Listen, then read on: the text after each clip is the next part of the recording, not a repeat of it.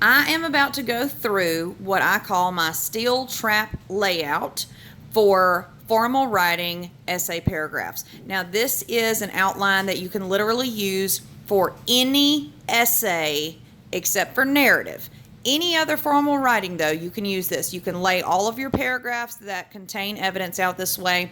Anytime you need a paragraph that has to contain evidence, and it works. This is where all of our success with paragraph writing comes from, and this will also get you writing paragraphs a million times faster. So start over here first. Our paragraph, I call them my paragraph puzzle pieces. These are the things you know you have to have when you're doing a formal writing paragraph that could be in an essay or that's standing alone, but anytime you have to have a paragraph with evidence. So you know you need at least 2 quotes. If you're going to have a paragraph with evidence, you do not want less than 2 quotes. You also don't want to go too far over that because you do not want your evidence to take over your entire paragraph. You also know that you have to have analysis for all of these quotes. You have to have an introductory sentence and a concluding sentence. You have to make sure that your evidence is integrated, cited, punctuated correctly, etc. So I'm going to go through it pretty quickly.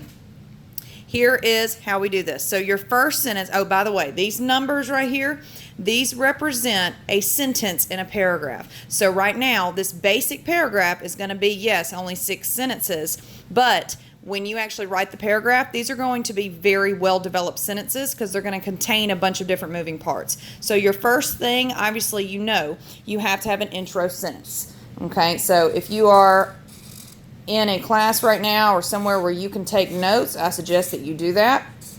And that way you will have this. What the heck is wrong with my marker? Hang on, I'm so sorry. Let me switch markers. Let's try this one. All right, that's a little bit better. All right. Intro sentence. Okay, and this is the intro sentence to the paragraph. Not a quote yet, just an intro sentence to a paragraph. Okay? Now, I'll switch markers on you again. After you've got that, number 2 is going to be the intro sentence for your first quote. Okay? So, we're going to have an intro sentence. You're going to include quote number 1 in this sentence. However, you have to make sure that you integrate and cite correctly. Easiest way to do that is a complete sentence, a colon, and a quote. So that's how we're going to do this here. So we're going to put our colon. So if this were a paragraph, here's our sentence. You know, you write your sentence, blah, blah, blah. And then you're going to put a colon, and then you're going to put your quote. You're going to open quotation marks, write your quote, whatever that is, from whatever passage you're pulling it from. Close your quotation marks. Now you have to cite correctly. You open parentheses. You're going to put the author's last name and the page number, close parentheses, and your period goes back here. It does not go up here. It does not go over here. It has to go behind your parentheses because this is your citation and it is still part of your sentence. So this is all one big long sentence. It's all got to flow together. Integrating quotes, that's what you did right here. This is how you integrate. Integrating means you are putting a quote into one of your own sentences. That's what that means. So here are all your pieces. All these things right here, integrated, cited, punctuated correctly. That's what all that is. Okay? So look at your paragraph as a whole so far. You've got an intro sentence for the paragraph. You've got an intro sentence for your quote number 1. All right? Let's actually put quote 1 here. Quote 1. Okay?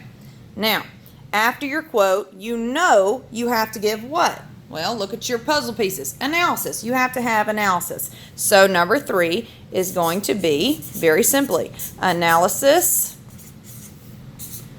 of quote number 1. Very easy.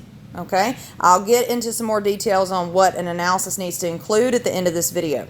All right? Your 4th sentence has to contain your second quote. So you're going to have an intro sentence,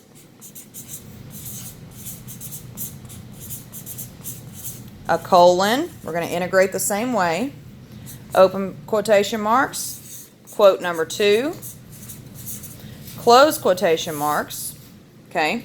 You're not going to underline your quote. I'm doing that so you know where the quote goes. Open parentheses, do your citation, author's last name, page number, close parentheses, and then a period. Okay, very, very easy.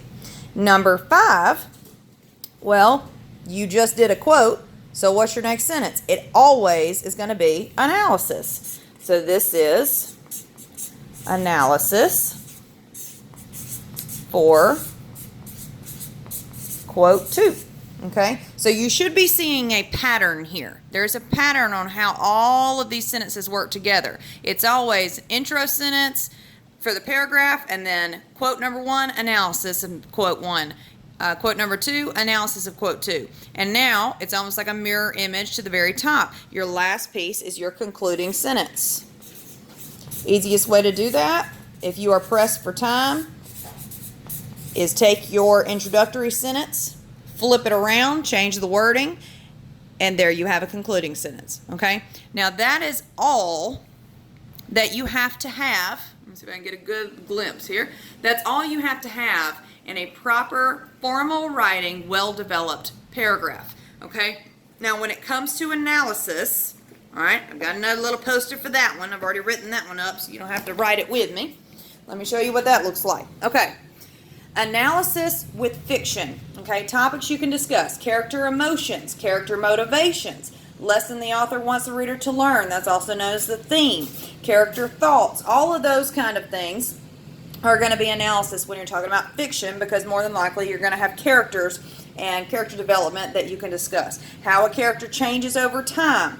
That's also analysis. Okay, now it's a little more complicated. People get frustrated when they get to analysis with nonfiction, because there aren't necessarily going to be characters that you can discuss. Sometimes there will be, but not always. If you are reading a scientific document or something like that, you're not going to have character development that you can discuss. But you can discuss these 3 bullets that I have. So the first one, anytime you're going to give your reader more than what the passage gave, than what the text said, then you are analyzing. If you discuss the effects on society or a specific group of people, you're analyzing.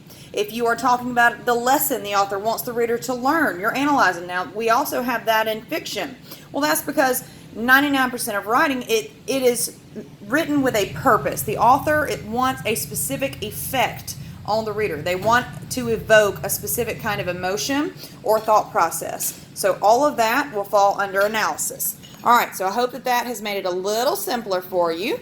And please comment below with what you think. And don't forget to subscribe to my channel, especially if you are one of my 10th grade English students at Cleveland Central High School. Shout out to Cleveland Central. Go Wolves. Make sure that you do subscribe, because I do tend to upload, homework ideas, extra credit, stuff like that. So you need to be paying attention. All right, I will close it out like I close out my class. Be sweet, don't do drugs. Have a wonderful day.